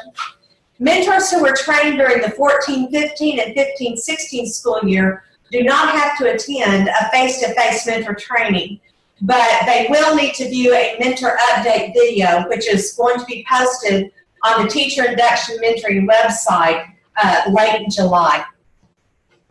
Important part that or point that you need to recognize is ADE does not keep a record of mentor training dates. Please contact your local co-ops for those dates. We do anticipate posting additional videos throughout the year as resources to mentors. As the videos are posted, communication will be sent to the school district project director. And project directors, you also may serve as a novice teacher mentor, providing that you do not have a position that is in an evaluative position over the novice teacher. This particular slide is the question I receive most often, so I thought it would be helpful to you if you just had it all on one slide what the answers and procedures are. Is this teacher mentored? So the best way to know if a teacher is eligible for mentoring support and needs to be assigned a mentor is to ask some clarifying questions. The key question to ask is, how many years has that teacher taught as the teacher of record in a public school? So again, it's years, teacher of record, public school. So once you've asked that question, then here are the if-then scenarios. Okay, you've asked that question. If the answer to that question is that the teacher has taught less than 1 year, then the answer is yes, that teacher is mentored for at least 2 semesters. And by the way, that rule applies to whether or not the teacher is from Arkansas and new to your school district or from out of state. So it's just dependent on how many years that teacher has taught as the teacher of record in a public school. And those are very crucial elements to that question. If the answer is that the teacher has taught more than 1 year, then the answer is no, the teacher is not going to be mentored, unless the school district feels it would be in the best interest of that teacher to be mentored and have that support. In that case, AD will allow that and will support the school district in that mentoring. If the answer to the question is I've taught more than 1 year, but all of those years were in a private school, then you have some extra following questions to ask. 1, was the private school in Arkansas? If the answer is no, the teacher is eligible for the support of mentoring and would be mentored. So if they're from out of state and all of their teaching experiences have been in a private school, they do need to be mentored. If the answer is yes, the private school was in Arkansas or is, please have the teacher provide to you documentation of their mentoring, completed mentoring process, and then keep that documentation for 3 years. And if documentation cannot be provided, then that teacher would want to be, is eligible for mentoring, and you would want to mentor that teacher. And then here are some suggestions about obtaining the necessary mentoring documentation. For example, if the novice teacher cannot provide mentoring documentation, here are some things that the novice teacher, the way they can pursue getting copies of that. Project director, it's very crucial that you know the license type of each novice teacher and beginning administrator in order to enter the data correctly when pairing on the NT or VA pairing form spreadsheet. It's fairly easy because it's a drop down and it says, you know, once you know the license, you just click on whatever the drop down is. And it is the responsibility of the project director to enter the mentoring pairs quickly and accurately. An important reminder for the novice teacher mentoring program, because novice teachers can be hired at semester, then you need to think that we talk about semesters of mentoring rather than necessarily fall and spring semesters. So it's, for example, if the school district hires a novice teacher in January, that novice teacher is in the first semester of mentoring, and they would follow the fall semester for mentoring because that is the first semester. Okay, project directors, one of your most crucial assignments is to assign novice teacher mentors with novice teachers, matching as closely as possible the same subject and or the same grade level and then the same building. With the availability of technology now, it's recommended for a novice teacher in a specialty area like school counselor or library media specialist or theater or band, art or whatever, have a similar background because those specialty areas are so very different from the core subject areas. Project directors, you can make arrangements with another school district for a mentor.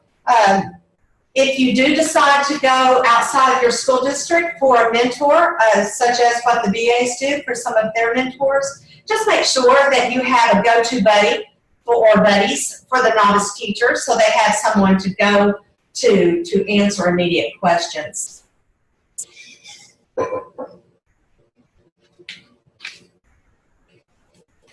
This is quite important to know that ADE does not keep records of those who have been trained as novice teacher mentors. The school districts are the ones who keep those records. Also, as Renee had said before, that because a retired teacher is not going to have access to the account for Bloom Board, it's not best practice for a retired teacher to mentor a novice teacher. Suggestion for project directors, because we do have project directors who go from one position or they move out of that school district and go to another one.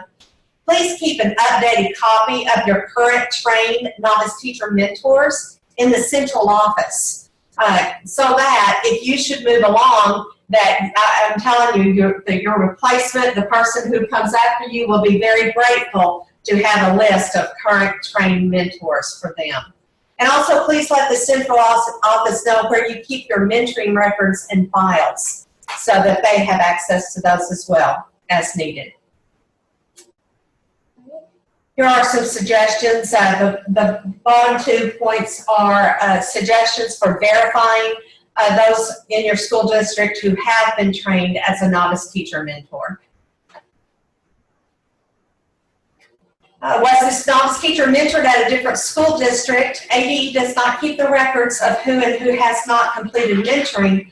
Those records are kept at the school district level. And so here are some suggestions for you. If this teacher is new to your school district and the teacher says, yes, I have been mentored, here are some suggestions for documentation of that mentoring if the novice teacher cannot provide the documentation to you. As of last year, we began to mentor novice school counselors and novice library media specialists. That's the definition is someone who has graduated with a degree in school counseling or library media, but has never taught in the classroom. And that is the key factor. They have 0 years in the classroom. It does not include someone who has been in the classroom and taught in the classroom, but it's now changing positions to become a library media specialist or a school counselor. So that's the key, is 0 years in the classroom, and they are mentored. They do have specialized areas, like in the Survive and Thrive, also in the Bloom Board collections, specifically for those specialty areas. Once again, mentor from another district can be paid as contract labor by the novice teachers district, and the meetings between the novice and the mentor can be held live or via interactive technology. Those school districts who have accepted the grant for the premier services of Bloom Board have something called video observation that can be used for a lot of things, but most especially can be used between a novice, a VA, and their mentor. In the fall semester, this is the timeline. I want you to change. I'm going to change it on the PowerPoint. I want you to add this part. Instead of all novice teachers, say with the exception of second year Apple teachers. With the exception of second year Apple teachers, because they're going to be working in EdTPA. With the exception of those second year Apple teachers, all other novice teachers, regardless of the semester he or she is in, will utilize the Survive and Thrive resource in the fall. That's for this year. They will do that.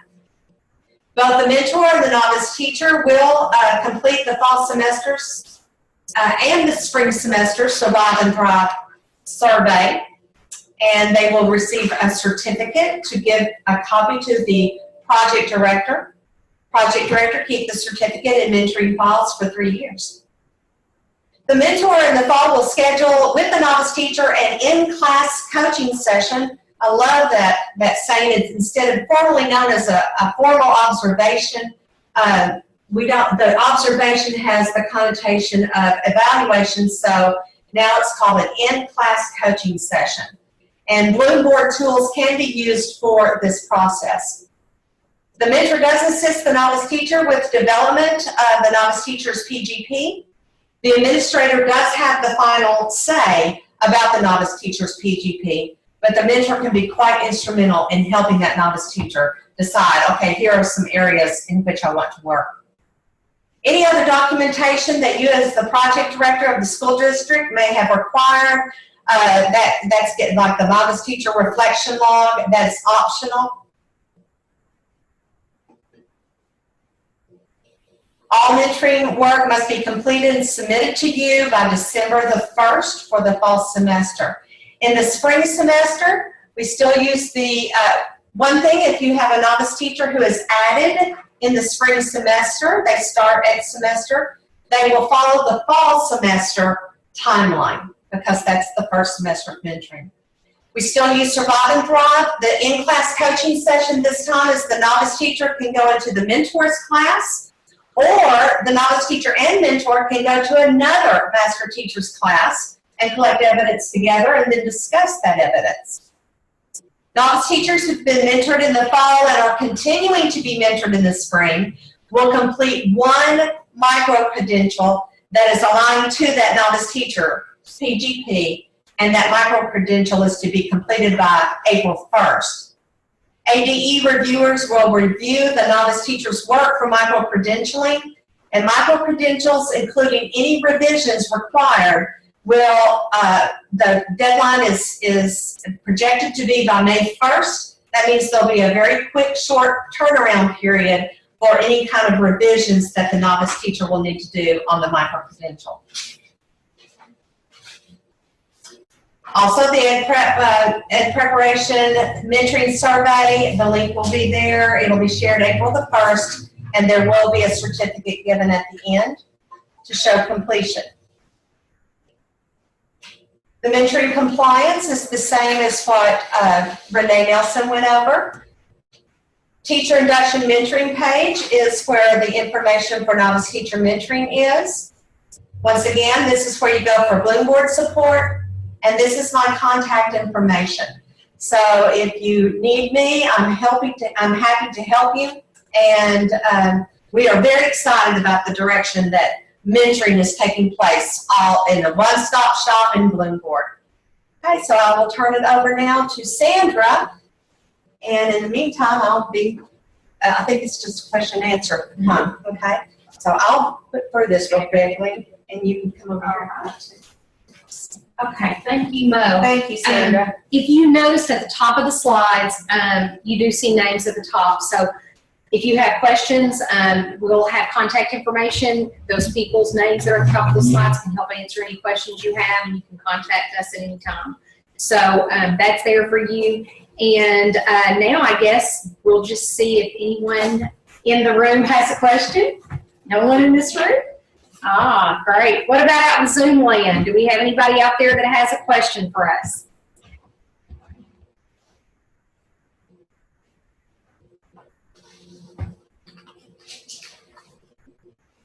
No questions? No more questions. Oh, wow. We've got a smart group this afternoon. Or maybe you're going to go back and digest all of this and then, and then you'll let us know, correct? Okay.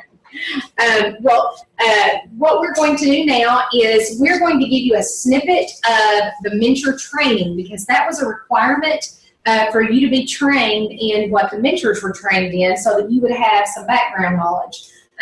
It's been toned down to about 15 minutes or so, and it was actually an all-day training for mentors. So this is just going to give you a little background information. And if you haven't met Marilyn Johnson yet, I'll introduce you to her. She is with Archford Co-op, and she was asked to join ADE and working with the mentoring side of training. We knew that co-ops do most of the mentoring anyway with teachers, the new teachers that come to your districts. And so to get the co-ops more on board and to be able to work closer with those co-ops, we asked Marilyn to join in with us and do that. So Marilyn, I'm going to leave this one for you. Okay, thanks, Sandra. It's been stated before, but the Novice Teacher Mentoring Program and tests are closely aligned, because they have as the foundation for both the framework for teaching rubric. They both are evidence and competency based. The artifacts that serve for tests can also serve for artifacts as mentoring. And I want to reiterate that on Bloom Board, it's two different sides in the system. So it's up to the novice teacher to upload any artifacts from the mentoring process that he or she chooses to the test side, the evaluation side. There's a shift within the mentoring program from process-driven compliance model. From a time-based kind of system, we're shifting to a competency-based professional learning model that's grounded in evidence. And basically, it's what the novice teacher needs, whatever support needs to be given to them for their learning needs, and leveraging the Bloom Board tools for that. And so, as has been mentioned, additional tools are in Bloom Board on the mentoring side. So let's look at what remains the same. Survive and Thrive. That's the primary content for the first semester for support for the mentors to give to the novice teachers. And that, although it is in Bloom Board, it looks the same as it has in the past. There are 33 pieces to that private collection in Bloom Board. The calendar, the monthly calendar of the reminder of to-dos for each month, they're still in there for first and second semester, and that has been very well received. And so that will look, those mentors who have mentored before, that will feel very comfortable. They'll be very familiar with that. It also remains the same that the mentor will be assisting the novice teacher with PGP goal development. However, the window for that has been delayed to November, December, giving that mentor and that principal time to get in that classroom and collect some evidence and work directly with that novice teacher in developing professional growth plan goals that are to meet their needs best. We have always asked the mentor to check in often. That remains the same. However, again, within Bloomboard, that documentation can occur. The mentor collects evidence as the novice teacher instructs. That's nothing new, only, again, a little bit of vocabulary change. We're calling that in-class coaching. And again, Bloomboard can be used to record that evidence, to do that tagging, and even looking at the rubric together with the novice teacher on that. The changes, and this has been mentioned also, all of the trainings now are coordinated by the co-ops, APSRC, and the Tri-District area, Little Rock, North Little Rock, Pulaski County. Bloomboard being the digital platform. Again, Survive and Thrive content is there. Informal mentor meetings and in-class coaching, again, can be used by the mentor to collect information and have documentation on that. And project directors, again, you will be pleased that the ADE is making available to you an easy way for you to monitor that from your desk through the Insights and Reports tabs. And of course, the micro-credential is in Bloomboard, and that work has to be done through Bloomboard. There's no option on that. Timeline again, November to December, with that, at least one, well, with one PGP goal aligned with the micro-credential that they will work on the second semester. And then the new vocabulary. Now, as far as Survive and Thrive, because it is a private collection, Bloomboard is going to send an invitation to to mentors and novice teachers. And we were asked in the last session if an invitation could also be sent to project directors. And so we're going to make sure that happens. So project directors, you will know what is available in Survive and Thrive in case questions are sent your way. Kelly showed you this earlier, but here's a screenshot, just reminding you that when she showed this to you a little bit ago, the background was a little bit different. Bloomboard, it's almost like an advertisement. They show different collections. As you can see on the screen, it says, here's today's fresh new idea, and that rotates. Different resources are showcased here. So don't go looking, when you're looking for this for a black, purple, and green screen, it might look differently. But what will look the same is it'll be Bloomboard at the top and your name to the top right once you get that account set up. Clicking on that arrow beside your name opens up a lot of information. You see browse your stuff and your orgs, and under your orgs you see Arkansas Novice Teacher Mentoring. That's where you click to access the collections, which include Survive and Thrive, and the micro-credential selections as well. So informal mentor meetings, that can be anything. That's just checking in often, and it can be that brief classroom visit, a discussion over lunch, you meet up in the hall and have a conversation, email conversation.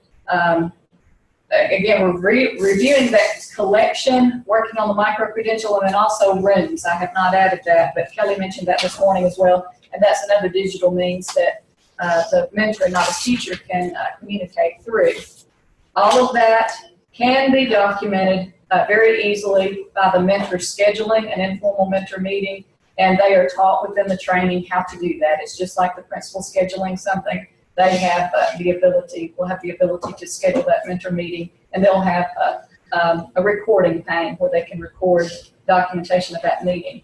And then the in-class coaching, again, that looks just like what the principal's scheduling looks like, and they have a scripting pane just as the principal would. But there again, it's on the mentoring side, not on the evaluation side. So the mentor can collect evidence while watching the novice teacher teach, and they can have that professional conversation about it, about where the evidence, what components would be tagged to that evidence and where it would fall on the rubric. So some of the new vocabulary, it's not new vocabulary to us, but it's new vocabulary to mentoring program. Competency-based learning, which is grounded in evidence, and the expected outcomes of the competency-based system in mentoring. Those PGP goals are differentiated according to the need of the novice teacher.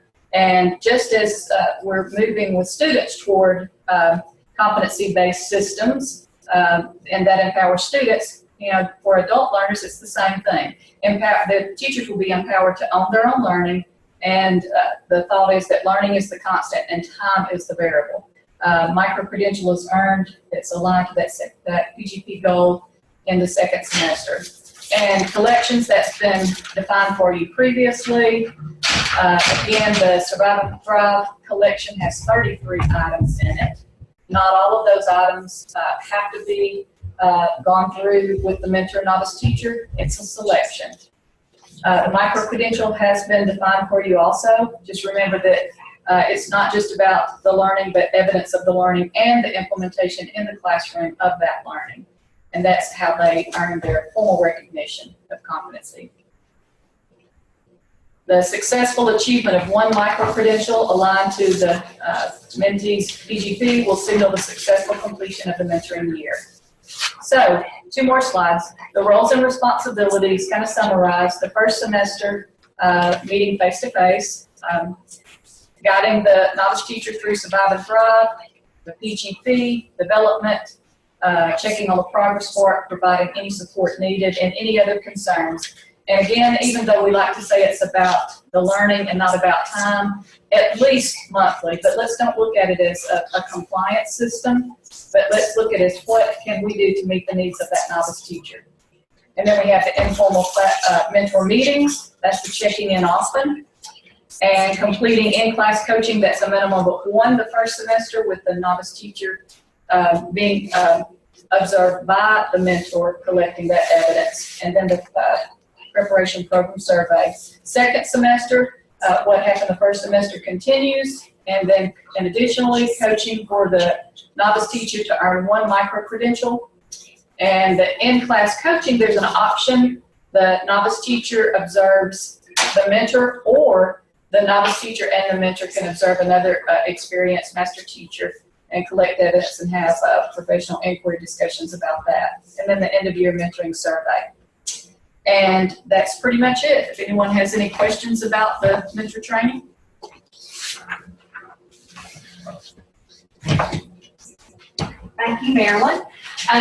One thing that I do want to mention again is if your superintendent has not signed the agreement to accept the grant that we are offering for insight reports for the premium services that are in Bloomboard, please ask them to do so, because another thing that they will get with that are the video observations. And those video observations can be used by principals and also by teachers. So it'll be a great tool too for mentors.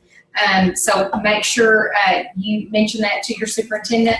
And also I want to mention we have one more person, Tammy Boyette. We are at the Dawson Co-op today doing this recording, and Tammy, I appreciate you and your team taking care of us, but I wanted to make sure and introduce you to anyone that hasn't met you yet. I'm sure they all know you, but hey, Dawson knows you, I know that. Yes. I'm afraid to thank you, Jamie. But Tammy is going to be taking over the state agencies as their project director. In the past, state agencies have had project directors, but she is going to be handling all of the state agencies, and that does have to do with payment purposes. We're no longer able to pay straight through to state agencies, and so for that reason, she's going to be taking care of that. And I've already been communicating with some of the TCCs to make sure they know who those state agencies are. We don't always have pairs from every state agency, but you will have several. So what their job is one district, you've got about 6 or 7, maybe more. Maybe not as large though, it's fair. That's true. That's what I'm hoping. That's what we're hoping. That's right. We're hoping they're retaining those teachers and they're not having to hire new ones. That's right. That's it. All right. Thank you very much. We appreciate you joining us today. And again, if you have any questions, our contact information is on this PowerPoint, and you will get an edited version on the website. Hopefully, Mike, maybe by the end of the week, we would be able to update, and so it'll be a brand new version, and you can go back and refer to that as your handbook for the rest of the year. So thank you very much. Have a great